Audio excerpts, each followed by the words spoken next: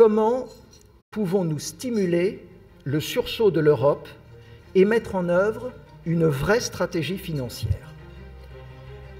Les Européens, mesdames et messieurs, doivent d'abord et avant tout sortir de leur déni, car l'Europe est particulièrement menacée par la compétition géopolitique mondiale.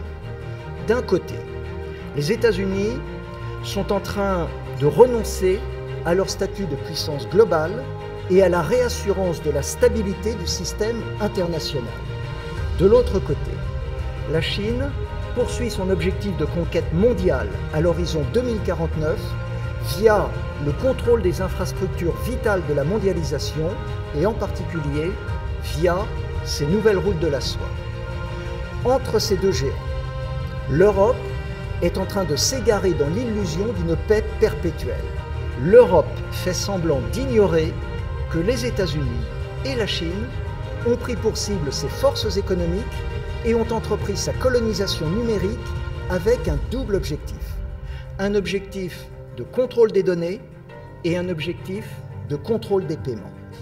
Et pourtant, mesdames et messieurs, rien n'est jamais définitif. Comme nous l'a très bien enseigné l'un des plus grands historiens grecs, Thucydide, l'une des grandes leçons de l'histoire est l'avènement en permanence de l'imprévisible. Rien ne se passe jamais comme on l'attend. Le potentiel de l'Europe est absolument considérable.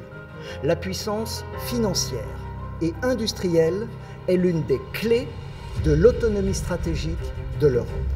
Si l'Europe ne devient pas une puissance raisonnable, dotée d'une autonomie stratégique, elle restera dépendante et vulnérable.